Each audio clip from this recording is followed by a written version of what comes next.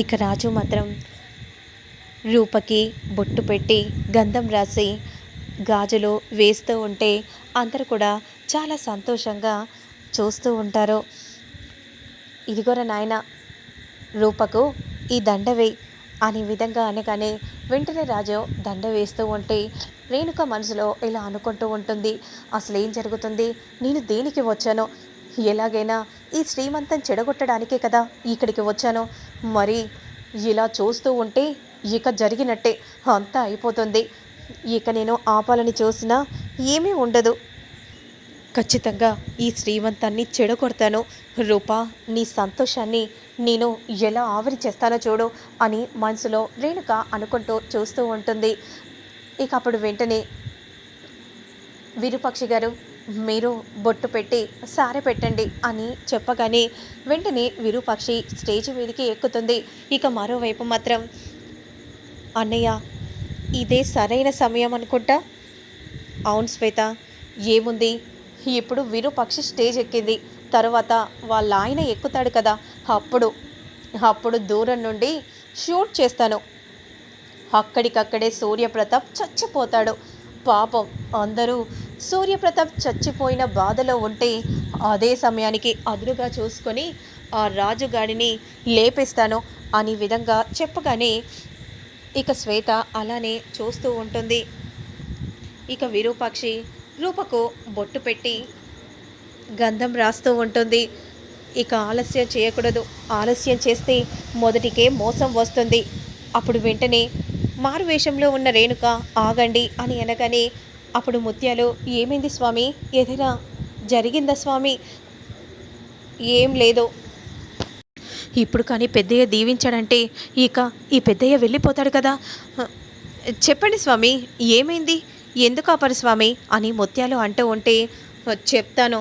ఏంటంటే ఇదిగో ఈ తైలాన్ని తీసుకొని మీ కోడలి కడుపుపై రాస్తే బిడ్డ ఐరేంద్రియాలన్నీ కూడా సక్రమంగా పనిచేస్తాయి, బిడ్డ మంచిగా పుష్టిగా పుడతాడు.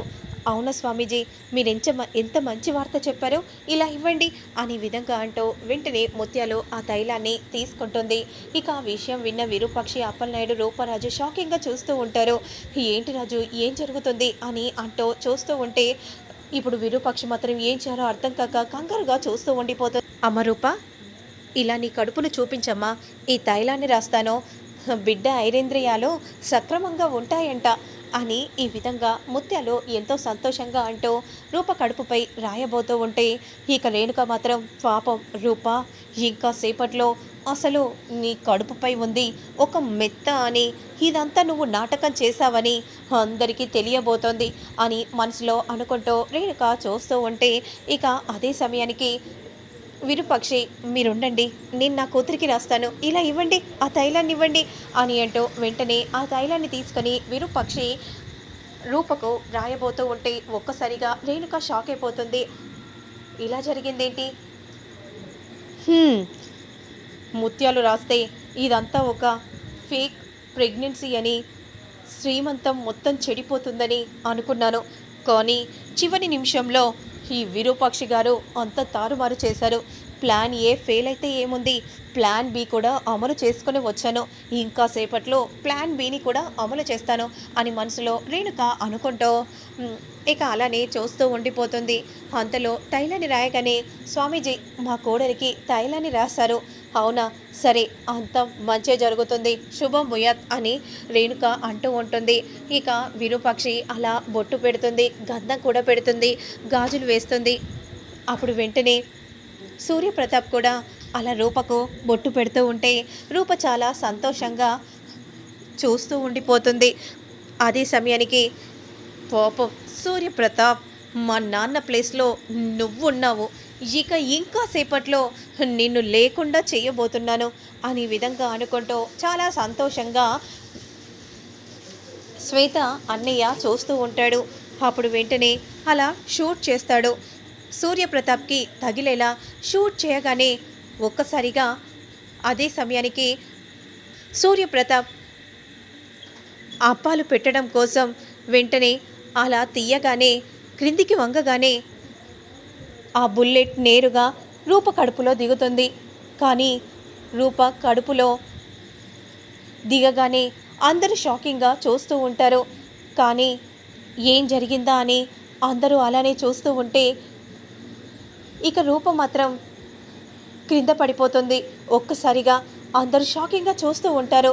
ఏం జరిగిందా ఏంటా అని ఏం తెలియక ఒక్కసారిగా సడన్గా అందరూ షాకింగ్గా అలానే రూపను చూస్తూ ఉంటే, అమ్మాయి గారు ఏమైంది, అమ్మాయి గారు, అమ్మాయి గారు ఏమైంది అని అంటూ ఉంటే అదే సమయానికి నాకు ఇక్కడ ఏదో గన్ శబ్దం వినిపించింది అని సూర్యప్రతాప్ అంటూ ఉంటాడు. ఏంటని మీరు అంటుంది, గన్ శబ్దమా అంటే కొంప తీసి రూపకు కానీ అమ్మ రూప అని విధంగా అంటూ వెంటనే లే అమ్మలే అని అంటూ ఉంటే అదే సమయానికి వెంటనే రూమ్లోకి తీసుకెళ్తారు. ఇక కడుపుపై ఉన్న మెత్తను తీయగానే ఆ మెత్తలోనే బుల్లెట్ ఉండిపోతుంది. పెద్దమ్మ గారు, అమ్మాయి గారికి ఏం కాలేదు కదా, రాజు కంగారు పడాల్సిన అవసరం లేదు.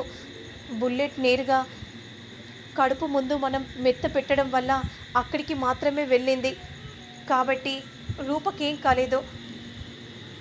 కానీ కాస్త చర్మానికి ఆడటం వల్ల ఏదో గుచ్చుకున్నట్టుగా అనిపించి కళ్ళు తిరిగి పడిపోయింది అంతే, మరేం లేదు. ఇక ఇంతటితో ఈ టాపిక్ని ఇక్కడే మర్చిపోదాం, లేదంటే కడుపుకు తగిలితే అందరికీ అనుమానం వస్తుంది. సరే పెద్దమ్మగారు అని రాజు అంటూ ఉంటాడు. ఇక అదే సమయానికి రూప స్పృహలోకి వస్తుంది. రూప ఓకే కదమ్మా, ఏమైందమ్మా, నాకు అసలు ఏం జరిగింది? అప్పుడు వెంటనే విరూపాక్షి జరిగిందంతా కూడా చెప్పగానే ఒక్కసారిగా షాక్ అయిపోతుంది. ఇక వెంటనే పద అమ్మ, అందరూ నీ కోసం ఎదురు చూస్తున్నారు. సరే అమ్మా అని అంటూ వెంటనే విరూపాక్షి తీసుకొని వస్తూ ఉంటుంది.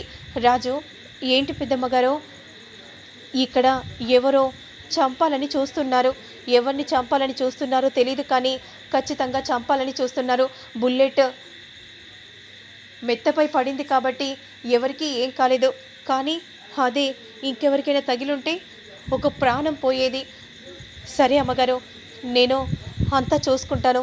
ఎవరి పని చేశారో నేను వాళ్ళని వదిలిపెట్టను అని అంటూ రాజు వెంటనే అక్కడి నుండి వెళ్తాడు.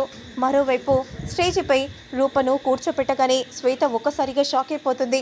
బుల్లెట్ రూపకు తగిలి చచ్చిపోయింది అనుకుంటే ఇదేంటి ఇలా జరిగింది అని అనుకుంటూ షాకింగ్గా అలానే చూస్తూ ఉండిపోతుంది. మరి ఆ తర్వాత ఏం జరుగుతుందనేది మళ్ళీ నేను నెక్స్ట్ వీడియోలో అప్లోడ్ చేస్తాను. లేట్ చేయకుండా చూసే